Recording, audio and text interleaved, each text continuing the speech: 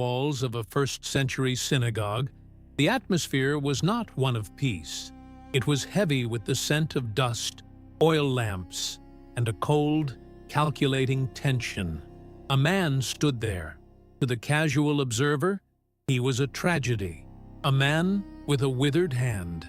In the harsh economy of the ancient world, a withered hand was more than a disability. It was a sentence of poverty. He could not plow. He could not harvest. He was a man sidelined by life. But on this particular Sabbath, this man was not a person to the religious leaders watching from the shadows. He was a piece of bait. The Gospel of Mark records the moment with chilling precision. Some of them were looking for a reason to accuse Jesus, so they watched him closely. They weren't waiting for a sermon. They weren't waiting for a prayer. They were waiting for a crime. In their eyes, a miracle performed on the wrong day was not an act of God. It was an act of rebellion. Today, we step back into a world where the line between mercy and murder was drawn in the dust of a Sabbath afternoon. We are going to uncover why a simple act of healing set in motion a conspiracy that would lead, inevitably, to the cross. To understand the fury of the Pharisees, we must first understand the world they were trying to protect. For the American mind today, the Sabbath is often seen as a day off, a break from the grind. But for a Jew in the first century, the Sabbath was the very heartbeat of their survival as a people. Israel was a nation under the iron boot of Rome. Their king was a puppet. Their taxes went to Caesar. The only thing the Romans couldn't take from them was their law. And at the center of that law stood the fourth commandment: remember the Sabbath day by keeping it holy. This wasn't a suggestion. It was a covenantal boundary. Exodus 20 told them that even the Creator rested on the seventh day. Therefore, to work on the Sabbath was to claim you were busier than God. It was an act of cosmic arrogance. By the time Jesus entered the scene, generations of scholars had agonized over one single question: what exactly constitutes work? If you carry a needle in your robe, is that work? If you walk too far from your home, is that work? If you heal a man who isn't dying, is that a crime? To prevent the nation from accidentally breaking God's law, the religious authorities created the fence around the Torah. They identified 39 categories of prohibited labor, known as the Melachot. These were precise, they were rigid, and they were designed to keep Israel holy. Historians like E.P. Sanders remind us that this wasn't about being mean-spirited. It was about national identity. If they stopped keeping the Sabbath, they stopped being Jews. They would simply vanish into the Roman Empire. So when Jesus stood before that man with the shriveled hand, he wasn't just facing a few grumpy elders, he was facing the entire legal and spiritual infrastructure of his nation. There is a detail in this story that most modern readers miss, but it was the smoking gun for the Pharisees. In Jewish legal tradition, there was a loophole, a principle called pikuach nefesh. It stated that the preservation of human life takes precedence over almost any religious law. If a house fell on a person, you could dig them out on the Sabbath. If a woman was in labor, you could assist her. If a life was in immediate mortal danger, the Sabbath rules were suspended. But here was the catch. The man in the synagogue was not dying. His hand had been withered for years. It was a chronic condition, not a fatal one. In the eyes of the law, there was no emergency. He could have been healed on Sunday morning. He could have been healed on Monday. By choosing to heal him now, in the middle of the Sabbath service, Jesus was making a deliberate public statement. He was intentionally stepping over the fence. Mark 3 tells us Jesus looked around at them in anger and, deeply distressed at their stubborn hearts, said to the man, stand up in front of everyone. This was no longer a private moment of compassion. It was a courtroom drama. Jesus then posed a question that struck at the very heart of their legalism. Which is lawful on the Sabbath? To do good or to do evil? To save life or to kill? Imagine the silence. The old men in their prayer shawls, the young zealots in the back, the man trembling in the center. Jesus reframed the entire debate. He wasn't asking about work, he was asking about purpose. If the Sabbath was made for man's rest and restoration, how could it be used as an excuse to leave a man broken? Jesus didn't use a scalpel. He didn't apply an ointment. He didn't perform a ritual that looked like labor. He simply spoke, "Stretch out your hand." And as the man obeyed, the muscles that had been dormant for years surged with life. The fingers uncurled. The skin regained its color. It was a masterpiece of divine power. But for the observers, this wasn't a moment of worship. It was the moment they decided Jesus had to die. The text says they went out and immediately began plotting with the Herodians. Now, for those of you who know your history, this is a shocking alliance. The Pharisees were the religious conservatives who hated Roman influence. The Herodians were the political pragmatists who supported the Roman-backed puppet kings. They were natural enemies, but as the saying goes, "The enemy of my enemy is my friend." Jesus had become a threat to the stability of the entire system.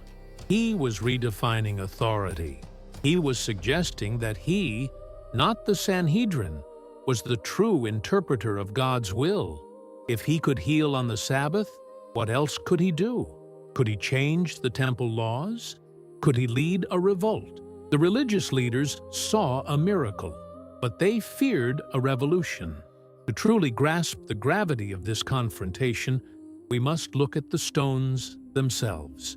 Archaeology in the Galilee region has uncovered synagogues from the 1st century, like the one in Magdala or Gamla.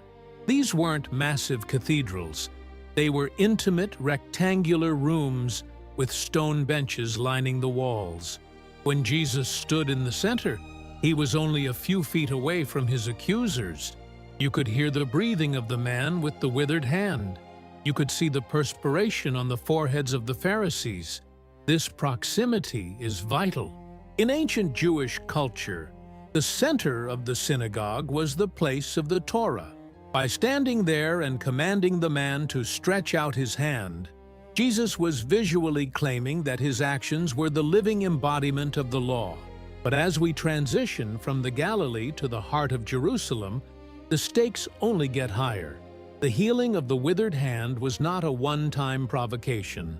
It was a pattern of behavior that the religious authorities in Jerusalem were beginning to track like a criminal case. The Gospel of John takes us to Jerusalem, near the Sheep Gate, to a place called Bethesda. Archaeology has confirmed this site, a pool with 5 porticos, exactly as described. Here, Jesus encounters a man who had been an invalid for 38 years. Think about that time frame, 38 years. This man's condition was the definition of chronic. There was absolutely no medical emergency. Yet, once again, Jesus chooses the Sabbath.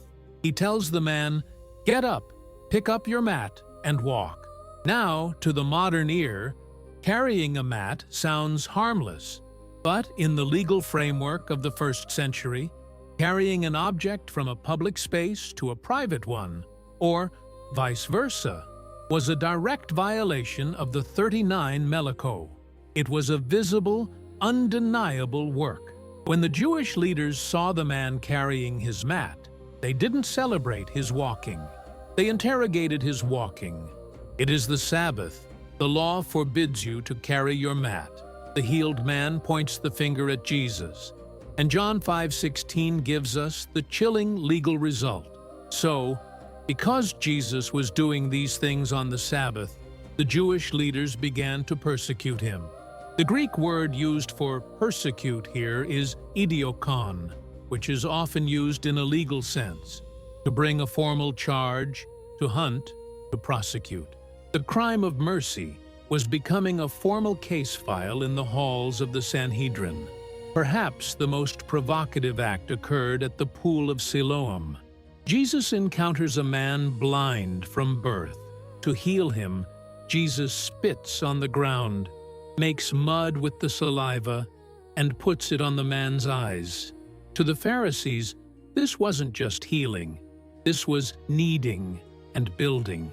By making clay from the earth, Jesus was performing a creative act, a symbolic echo of God forming Adam from the dust. Performing this on the Sabbath was, in their eyes, a direct claim to divinity. It was as if Jesus was saying, "I am the Lord of the Sabbath, and I am still creating, even today." The interrogation that follows in John chapter 9 is one of the most intense legal depositions in ancient literature. They call the man's parents. They threaten them with excommunication. They demand the man denounce Jesus as a sinner. Their logic was circular and unbreakable. 1. God commanded us not to work on the Sabbath. 2. Healing is work. 3. This man heals on the Sabbath. 4. Therefore, this man cannot be from God. But the blind man, now seeing, offers a logic of his own that infuriates them. Nobody has ever heard of opening the eyes of a man born blind. If this man were not from God, he could do nothing. Unable to win the argument, they resorted to the only power they had left: expulsion. They threw him out. As we bring this investigation to its conclusion, we must see where all these Sabbath confrontations lead. They weren't just religious debates. They were the foundation of the capital case against Jesus of Nazareth. When Jesus was finally arrested and brought before the high priest, Caiaphas, the charges of Sabbath breaking were the fuel for the fire. By repeatedly and publicly violating the traditional interpretations of the law, Jesus had positioned himself as a false prophet, someone who was leading the people away from the covenant of their fathers. But there is a final, poetic irony in this story. The religious leaders were so concerned with protecting the Sabbath that they plotted a murder to save it. They believed they were honoring God by planning the death of the one who was doing God's work. Jesus reframed the Sabbath not as a day of doing nothing, but as a day of restoration. To him, the Sabbath was the perfect day for a miracle, because a miracle is a foretaste of the ultimate rest, the day when all withered hands are healed, all blind eyes see, and the heavy burden of the law is replaced by the light yoke of grace. For the man in the synagogue, that Sabbath was the day his life began again. For the Pharisees, it was the day they began to lose their grip on history. And for us, looking back through the lens of history and faith, it serves as a powerful reminder that sometimes the greatest acts of faith are not found in following the rules of men, but in recognizing the hand of God when it is stretched out to heal. The conflict that started in a small synagogue in Galilee didn't end there. It moved to the streets of Jerusalem, to the steps of the temple, and finally, to a hill called Golgotha. But even there, the Sabbath would have the final word. For it was on a Sabbath that Jesus rested in the tomb, before the greatest miracle of all broke the dawn of the first day of the week. Thank you for joining us on this deep dive into the hidden history of the Bible. If you value this kind of historical and spiritual investigation, please subscribe and share this video. I'm Bill, and this has been a journey into the heart of the Sabbath conspiracy.